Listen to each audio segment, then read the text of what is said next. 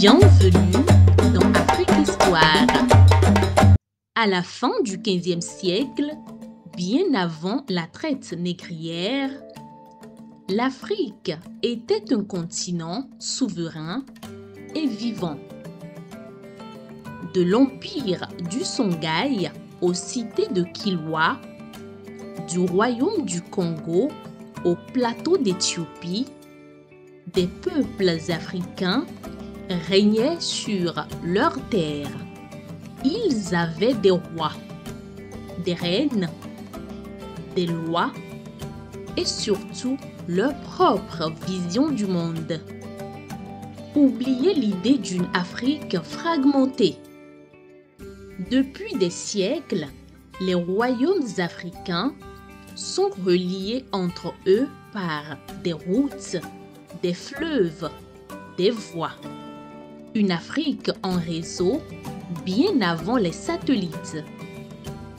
Une toile invisible tissée par les échanges. Ce ne sont pas des tribus désorganisées. Ce sont des sociétés politiques structurées, avec des conseils, des castes, des lois orales, des villes protégées, des armées formées et des marchés qui battent comme un cœur vivant. De l'or du Mali au sel du Sahara, de l'ivoire du Congo aux perles de la côte, les produits circulent portés par des caravanes et des barques. Le commerce relie les peuples, les royaumes et les cultures.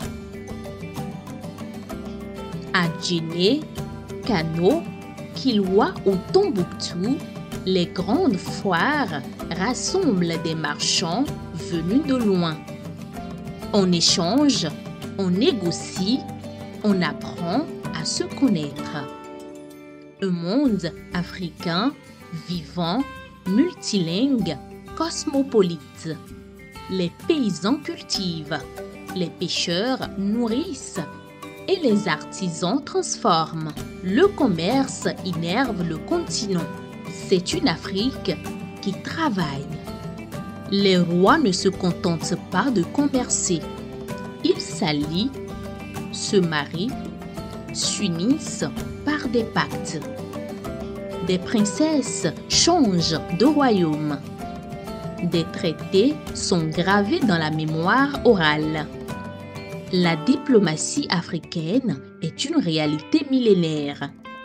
Les récits des griots voyagent de village en village. Les guérisseurs partagent leur savoir.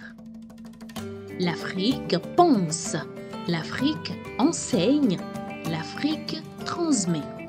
On parle plusieurs langues. Le marchand connaît le Swahili et le Kikongo. Le diplomate passe du Peul au Haoussa. La diversité linguistique devient une richesse mobile. Chaque royaume a son lien avec l'invisible, ses dieux, ses danses, ses récits et vénère les ancêtres. Partout, le sacré est présent. Tous tissent des liens entre le visible et l'invisible. Avec l'arrivée des religions telles que l'islam et le christianisme sur le continent, d'autres ont commencé à prier dans les mosquées ou les églises. Mais toute civilisation a ses faiblesses. Entre rivalité de pouvoir et trahison, des conflits éclatent pour le contrôle du commerce. L'Afrique n'est pas parfaite. Et c'est dans ces fissures que les étrangers s'engouffreront. Dans la prochaine saison, nous plongerons dans l'histoire de l'esclavage en Afrique et de la traite négrière. À bientôt donc dans Afrique Histoire.